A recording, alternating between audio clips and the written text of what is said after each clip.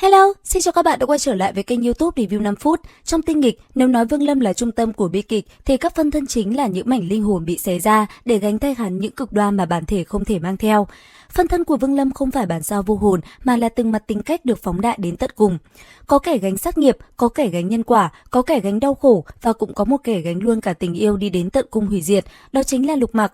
Hắn là phân thân mạnh nhất của Vương Lâm, cũng là kẻ đi xa nhất trên con đường sát lục và mặc diệt.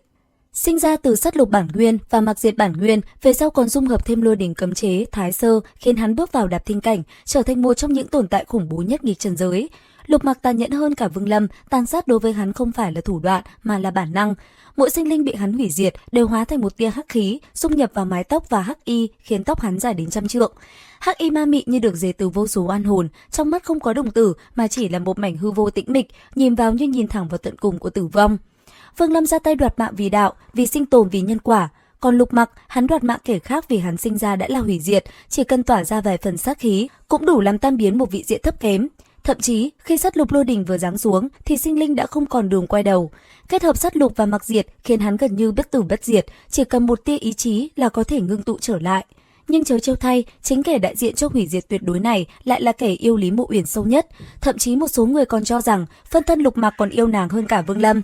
Điều này cũng bởi Lục Mặc có linh trí hoàn toàn độc lập, hắn vô số lần dùng mộng đạo suy diễn cuộc đời, vô số lần thất bại trong việc hồi sinh nàng. Và mỗi lần thất bại, hắn lại trực tiếp hủy diệt toàn bộ thiên địa trong thế giới mộng đạo, đưa mọi thứ trở về hư vô để làm lại từ đầu. Trong mắt hắn, ngoài sát lục ra, chỉ còn lại hình bóng của một người con gái, thậm chí hắn từng gào lên, ta so với ngươi còn yêu nàng hơn. Chính câu nói này đã khiến fan hâm mộ của bộ phim tranh cãi không dứt rằng Lục Mặc yêu hơn hay Vương Lâm yêu hơn. Nhưng theo mình, nếu hiểu đúng thì đây không phải là cuộc so bì giữa hai người khác nhau mà là cuộc đối thoại giữa hai mặt của một con người. Lục Mặc đúng là yêu cực đoan hơn, yêu tha thiết hơn, yêu đến mức nếu không có Lý Mộ Uyển thì thiên địa không cần tồn tại. Nhưng cũng chính vì vậy mà hắn chỉ có thể yêu theo cách đó, bởi hắn không mang theo trách nhiệm, không gánh chúng sinh, không cần giữ lý trí. Hắn là tình yêu đã bị rút sạch phanh an toàn.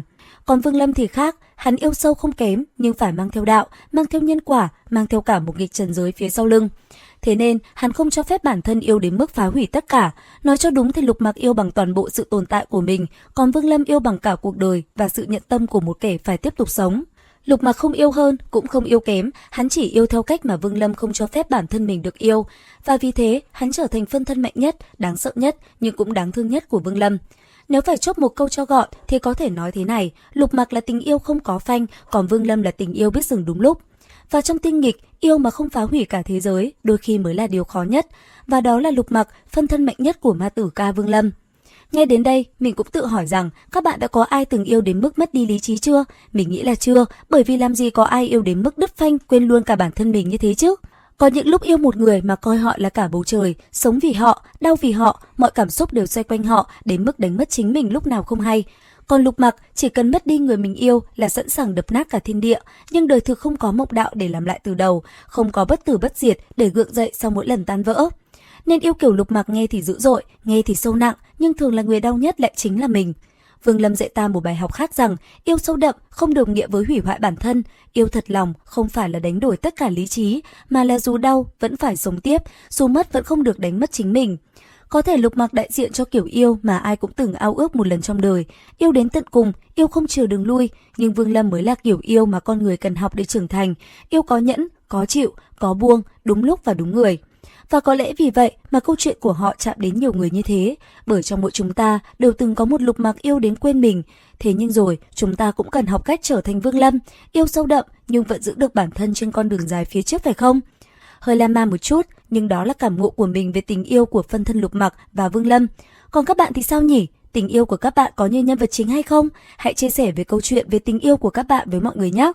Biết đâu đó, trong đây có người có thể nghe và thấu hiểu đúng không nào? Nhưng nhớ là hãy yêu thôi và không được cực đoan các bạn nhé! Video đến đây là hết rồi. Theo dõi kênh YouTube Review 5 phút để biết thêm nhiều thông tin về tiên nghịch ở những video tiếp theo nha. Xin chào và hẹn gặp lại!